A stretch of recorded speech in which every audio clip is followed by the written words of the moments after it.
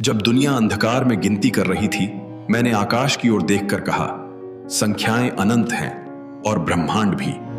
ये कहानी सिर्फ एक वैज्ञानिक की नहीं है। ये कहानी उस इंसान की है जिसने कुछ भी नहीं से पूरे ब्रह्मांड को समझने की शुरुआत कर दी। मैं आर्यभट्ट हूं, जिसने शून्य को सिर्फ एक अंक नहीं, पूरी सभ्यता की दिशा बना दिया।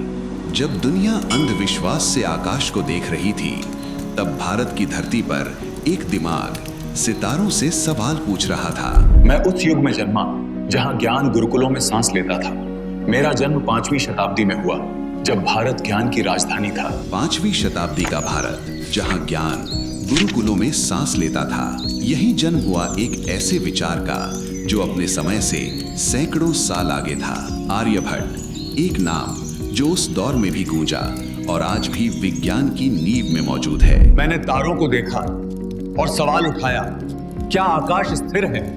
क्या पृथ्वी सच में केंद्र है? जब लोग आकाश को स्थिर मानते थे, आर्यभट्ट ने उसे गति में देखा। उनके सवाल आसान नहीं थे, क्योंकि सच अक्सर परंपराओं को तोड़ता है। आकाश, ग्रह, तारे, सब कुछ अब गणना की भाषा में उतरने लगा। मैंने कहा, पृथ्वी घूमती है, आकाश नहीं।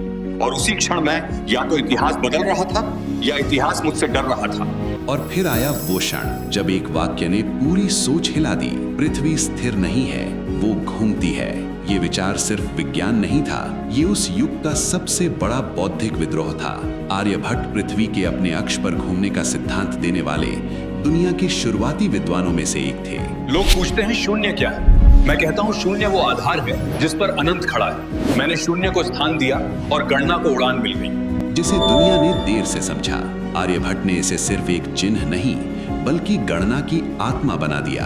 बिना शून्य के ना गणित, ना विज्ञान, ना आधुनिक तकनीक। शून्य के सिद्धांत ने आगे चलकर पूरी आधुनिक गणितीय प्रणाली को जन्म दिया। मैंने अपने ज्ञान को आर्यभट्टियम में बांधा।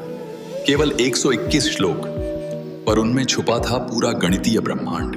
आर्यभट्ट ने अपने विचार एक ग्रंथ में संजोए, आर्यभट्टियम।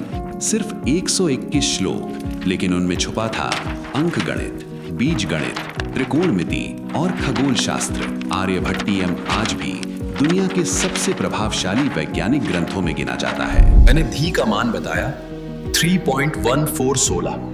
इतनी सटीकता, जब ना घड़ी थी ना कंप्यूटर। बिना मशीन, बिना कंप्यूटर, आर्यभट्ट ने पाई का मान निकाला 3.1416। इतनी सटीकता कि आज का विज्ञान भी उस पर सिर झुकाता है। ये मान आधुनिक गणना से बेहद करीब है। मैंने कहा, ग्रहण देवताओं की लड़ाई नहीं, छाया का विज्ञान है। सूर्य और चंद्र डरने की नहीं, समझने की चीज है। जब ग्रहण को देवताओं की लड़ाई समझा जाता था, आर्यभट्ट ने कहा, ये सिर्फ छाया का खेल है। सूर्य और चंद्रमा डराने नहीं, समझने के लिए हैं। आर्यभट्ट ने सूर्य और चंद्र ग्रहण का वैज्ञानिक कारण स्पष्ट किया। सोचिए, अगर मेरे विचार दबा दिए जाते तो क्या इंसान आज अंतरिक्ष तक पहुंचता? कल्पना कीजिए, अगर ये विचार दबा दिए जाते, अगर ये गणनाएं खो जाती, तो क्या इंसान आज आकाश तक पहुंच पाता? यही सवाल इस कहानी को आज भी जिंदा रखता है। मेरे ग्रंथ भारत से बाहर गए, अरब पहुंचे, यूरोप पहुंचे, पर मेरा नाम समय की धूल में दब गया। आर्यभट्ट के ग्रंथ भारत से बाहर गए, अरब दुनिया पहुंचे, फिर यूरोप। उनके सिद्धांतों ने दुनिया को दिशा दी, लेकिन उनका नाम समय के अंधेरे में कहीं खो गया। आर्यभट्ट के कार्यों का अरबी और लैटिन में अनुवाद हुआ। आज जब भारत अंतरिक्ष में कदम रखता है, तो मेरी आत्मा मुस्कुराती है, क्योंकि हर उड़ान की शुरुआत एक शून्य से होती है। आज जब रॉकेट आकाश चीरते हैं, जब उपग्रह पृथ्वी की परिक्रमा करते हैं, तो उस हर गणना में आर्यभट्ट की सोच आज भी सांस लेती है। मैं आर्यभट्ट हूँ, मैं अतीत नहीं, भविष्य की नींव हूँ। आर्यभट्ट कोई बीता हुआ इतिहास नहीं, वो हर उस उड़ान की शुरुआत है जो शून्य से शुरू होकर आकाश तक पहुंचती है।